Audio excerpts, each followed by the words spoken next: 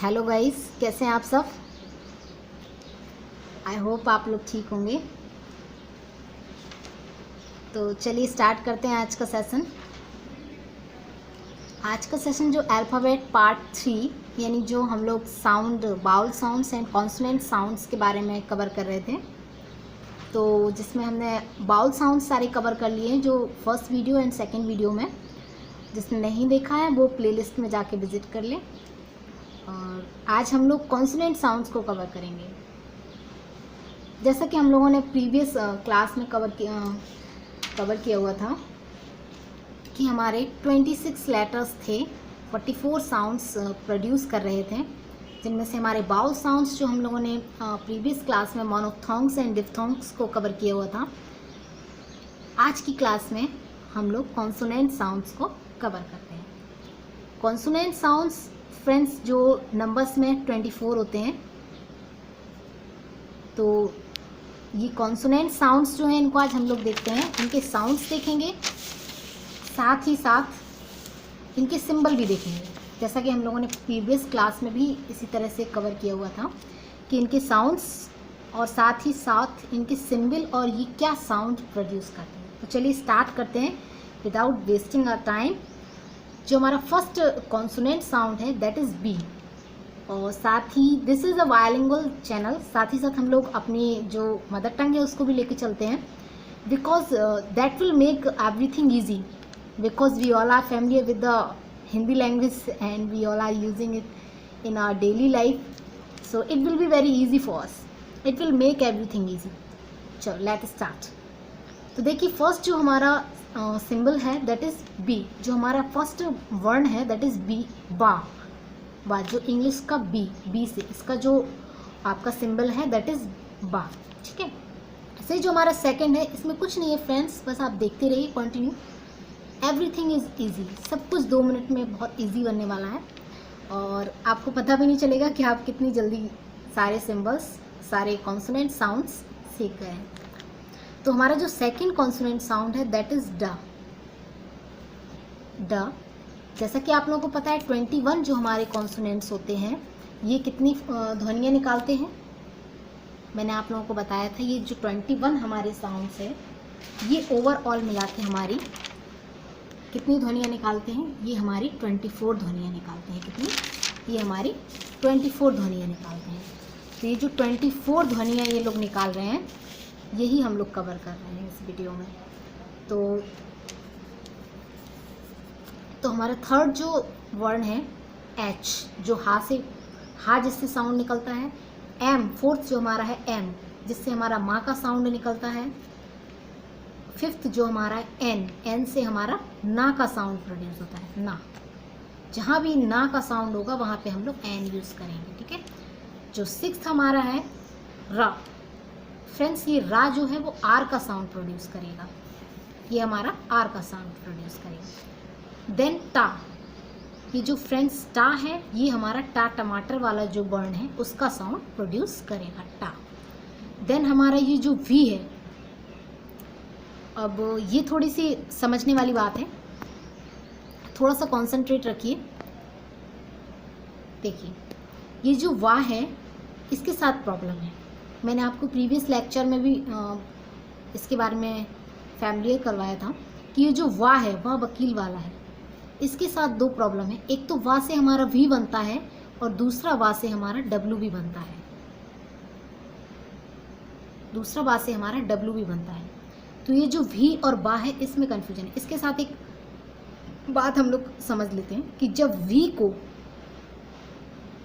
को वाह प्रोनाउंस करते हैं, यानी जब हम वी को वाह प्रोनाउंस करेंगे तब हम सिंबल भी वी लिखेंगे। ठीक है, जब हम वी को जैसे वाह प्रोनाउंस कर रहे हैं, जैसे मैंने बोला वाह प्रोनाउंस कर रहे हैं वी को, तो हम सिंबल भी वाह कर देंगे इसको। और जब हम वी को जब डब्लू को वाह प्रोनाउंस कर रहे हैं तब हम लोग इस तरीके से लिखते हैं। जब डब्लू को वाह प्रोनाउंस करेंगे तब हम लोग डब्लू सिंबल लगा देंगे, और जब हम वी को वाह प्रोनाउंस करेंगे तब हम लोग वी वाला सिंबल यूज़ कर लेंगे। समझ में आ रहा होगा फ्रेंड्स। देखिए तो नेक्स्ट हमारा जो है 10th नंबर का कॉन्सोनेंट साउंड का। सभी लोग जानते हैं का के से बनता है, जो का है उसका सिंबल के है। इसी तरीके से हमारा फा जो है उसका हमारा सिंबल पी है, बल्कि जो हमारा पा है उसका तो सिंबल पी है, और जो हमारा फा है उसका सिंबल एफ है। ठीक है। अब जो हमारा नेक्स्ट 12 नंबर का है ला। सभी लोग जानते हैं एल से ला होता है, इसका सिंबल हमारा है ला, एल। ऐसे ही हमारा 14th नंबर का जो कॉन्सोनेंट साउंड है गा जो हमारा की जी से बनता है, इसका सिंबल क्या है जी। यानी जहाँ कहीं भी हमारा किसी भी वर्ड में गा अगर वर्ण यूज़ होगा, किसी भी शब्द में, किसी भी वर्ड में अगर गा हमारा यूज़ होगा तो वहाँ पे हम जी का यूज़ करेंगे। जैसे हमने लिखा गेट, तो हम लोग क्या करेंगे GAT, जी यूज़ किया गा की जगह में। ठीक है। चलिए, तो इसी तरीके से हम लोग नेक्स्ट देखते हैं। जो नेक्स्ट हमारा 15th नंबर का जो कॉन्सोनेंट साउंड है वो है हमारा 15th नंबर का जो हमारा कॉन्सोनेंट साउंड है वो है सा। यानी जहाँ पर भी हमारा ये सपेरे वाला सा आएगा वहाँ पे हम लोग एस सिंबल यूज़ करेंगे। जैसे हमने बोला सर, क्या बोला सर, तो हम लोग यहाँ पे SIR कर देंगे। और जैसे हम लोगों ने ये वाला शा अगर यूज़ किया तब हम लोग ये वाला सिंबल यूज़ करेंगे, दिस। ठीक है। प्रीवियस लेक्चर में मैंने इसको यूज़ करके भी बताया है, इसको ट्रांसक्रिप्ट करके भी बताया है। तो इस लेक्चर में हम यही बस देख लेते हैं कि इनके सिंबल्स क्या हैं, ताकि आगे हम लोग को ट्रांसक्रिप्ट करने में इजी हो जाए हर चीज़। तो बस चीज़ें काफ़ी क्लियर होंगी, बस आप बने रहिए क्लास के साथ।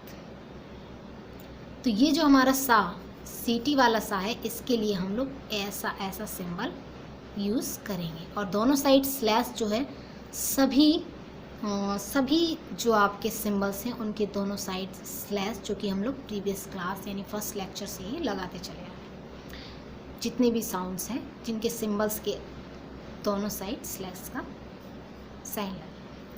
17th नंबर का जो हमारा कॉन्सोनेंट साउंड है सच। अगर कहीं भी जैसे प्लेजर का साउंड आए, प्लेजर, ट्रेजर। ठीक है। ऐसे ही आप और भी वर्ड सोच के कमेंट करिए कमेंट सेक्शन में। प्लेजर, इस तरीके का जो साउंड आएगा तो वहाँ पर फ्रेंड्स हम लोग ये वाला सिंबल यूज़ करेंगे। जैसे कि मैंने एक और बताया है ट्रेजर, यहाँ पे भी ज का साउंड आ रहा है। ठीक है। इसी तरीके से और भी कई एग्जाम्पल्स हो सकते हैं, जैसे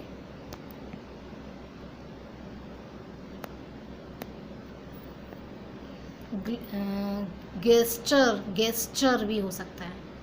तो इस तरीके से कई एग्जाम्पल्स हो सकते हैं जिनमें ज़र, इसको हम लोग प्लेजर नहीं पढ़ते हैं, इसको प्लेजर। तो प्लेजर इस तरीके का साउंड हम लोग ये सिंबल यूज़ करेंगे।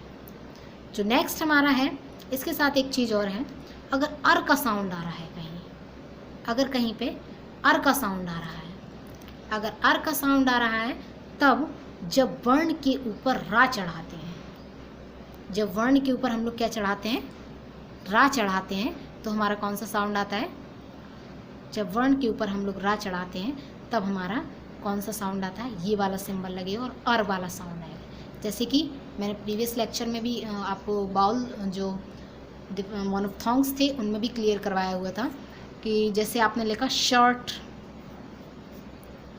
तो हम लोग क्या करेंगे, SH तो हमारा रहेगा शा के लिए, इस शा के लिए, और ये इसके लिए हम लोग ये वाला सिंबल अपना यूज़ करेंगे, जो कि था हमारा इस तरीके से, कुछ इस तरीके से, और ये करके ऐसे।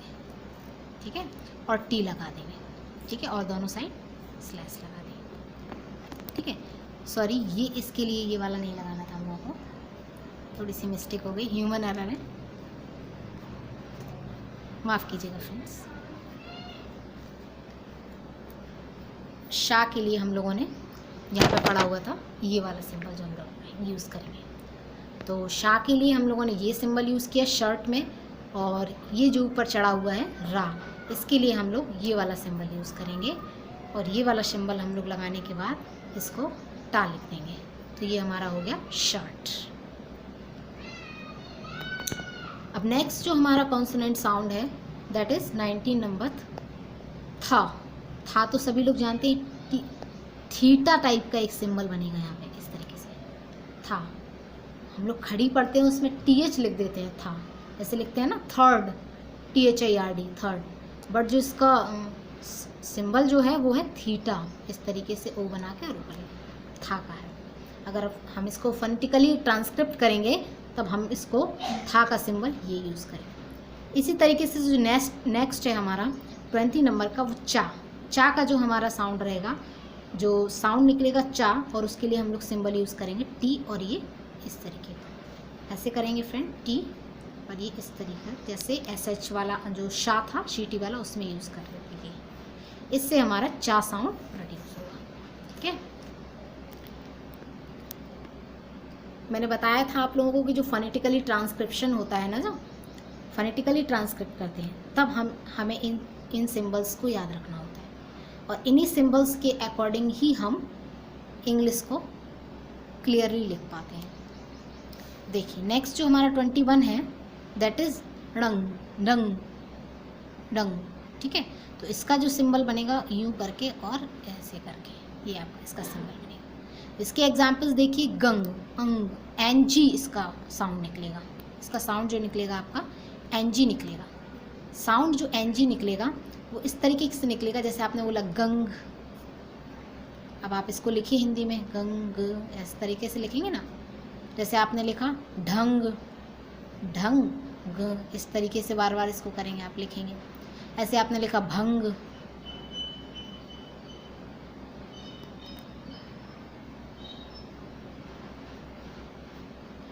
ठीक है। तो ये क्या होगा, इसके एग्जाम्पल्स हो गए, गंग, भंग, रंग, यंग, ये सब इसके क्या होगा, एग्जाम्पल्स हो गए फ्रेंड्स। ठीक है, चलिए हम लोग नेक्स्ट देखते हैं 23 number consonant sounds that is ज।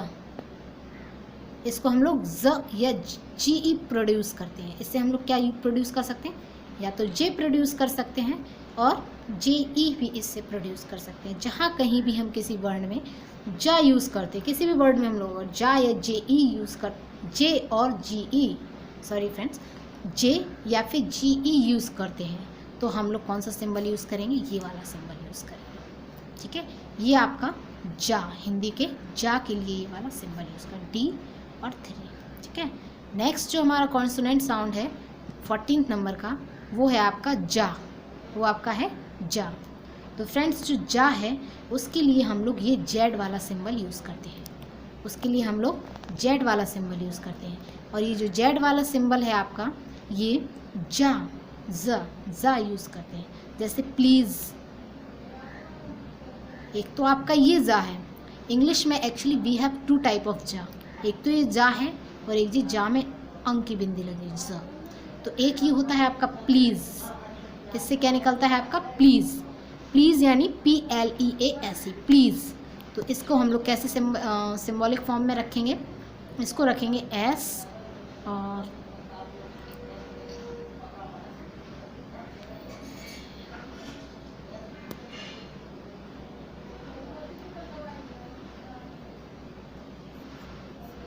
ये बन जाएगा आपका, इसे कट कर देते हैं।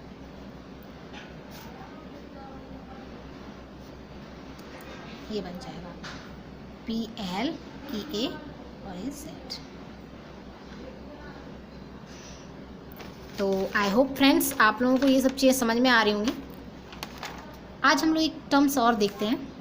तो ये आपका अल्फ़ाबेट में आपका डिफ्थोंग्स, मोनोफ्थोंग्स, कॉन्सोनेंट साउंड, सारे जो आपके 12 मोनोफ्थोंग्स थे, डिफ्थोंग्स थे जो 8, और उसके साथ ही आपके जो 24 कॉन्सोनेंट्स थे वो भी फ्रेंड्स हम लोगों ने इस लेक्चर में कवर कर लिए हैं। आप लोग अगर स्क्रीनशॉट लेना चाहते हैं तो ले सकते हैं।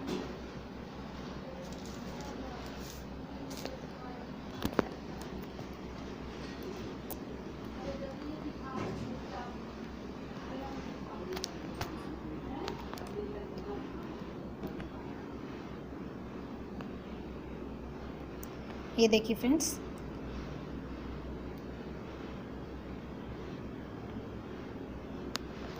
अब हम लोग अपने नेक्स्ट लेक्चर में, तो अल्फ़ाबेट का इसी तरीके से हमारे अल्फ़ाबेट का सारा पार्ट कवर हो चुका है।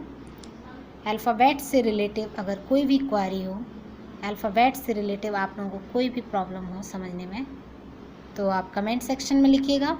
आपके क्वेश्चंस को सीरियसली लिया जाएगा और उनको रिप्लाई किया जाएगा। तो ये थे आपके 24 कॉन्सोनेंट साउंड्स। अब देखते हैं हम लोग फ्रेंड्स ट्रांसक्रिप्शन क्या होता है। ट्रांसक्रिप्शन को भी देख लेते हैं। ट्रांसक्रिप्शन तो आपका है फ्रेंड्स, ट्रांसक्रिप्शन क्या होता है, इंग्लिश वर्ड को इंटरनेशनल फोनेटिक अल्फ़ाबेट में लिखना। इंग्लिश वर्ड को, जैसे कि मैंने अभी आप लोगों को समझ ही आ गया होगा, जैसे मैंने गर्ल ही लिखा है।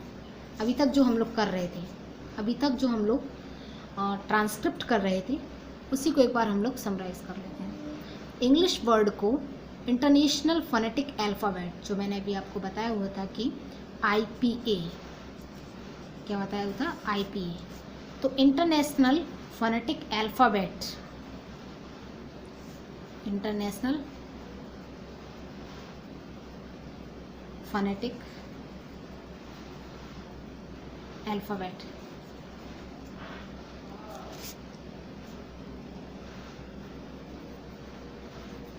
ठीक है। तो जो इंग्लिश वर्ड को इंटरनेशनल फोनेटिक अल्फ़ाबेट में लिखना, ऐसा नहीं है कि आप किसी वर्ड को किसी तरीके से भी लिख देंगे, उसके भी अपने सिंबल्स हैं जो कि हम लोगों ने अभी कवर किए हैं। तो इंटरनेशनल फोनेटिक अल्फ़ाबेट में उनको लिखना ही ट्रांसक्रिप्शन कहलाता है। अगर फ्रेंड्स आपसे कभी भी इस तरीके का क्वेश्चन आए, what is transcription, then you will give the answer English word को to write the English word in the phonetic international phonetic alphabet is called transcription. यानी कि इंग्लिश वर्ड को इंटरनेशनल फोनेटिक अल्फ़ाबेट में लिखना ही transcription कहलाता है। इसका आधार यह है कि साउंड को किस तरह से प्रोनाउंस किया जाए। इसका आधार यह है कि साउंड को किस तरीके से प्रोनाउंस किया जाए। ऐसा नहीं है कि कहीं भी आपको ब्यूटीफुल लिखा है और आप उसको ब्यूटीफुल बोले जा रहे हैं। ऐसा नहीं है आपके पास कहीं भी टूम लिखा है और आप उसको टॉम्ब प्रोनाउंस करते चले जा रहे हैं, ऐसा नहीं है। टीचर लिखा है कहीं पे तो आप उसको टीचर प्रोनाउंस करते जा रहे हैं, this is not the correct pronunciation. तो इसका आधार, किसका आधार फ्रेंड्स, साउंड्स को किस तरह से प्रोनाउंस किया जाए, अर्थात साउंड प्रोनाउंसिएशन जो हमारा होता है, साउंड प्रोनाउंसिएशन ही ट्रांसक्रिप्शन का आधार है। जो आप प्रोनाउंस करेंगे, जो साउंड निकलेगा, उसी का हम लोग सिंबल यूज़ करेंगे, दैट इज़ कॉल्ड ट्रांसक्रिप्शन। तो आई होप फ्रेंड्स आप लोगों को ये समझ में आया होगा। एंड अगर समझ में आया है तो लाइक, सब्सक्राइब एंड शेयर करना ना भूलें, और support me, and I will try my best to give you good content and will also try to make everything easy, ताकि आप लोगों को सब कुछ easy लगे और हम लोग कुछ बेहतर कर पाएँ। तो thanks you again, thanks for watching.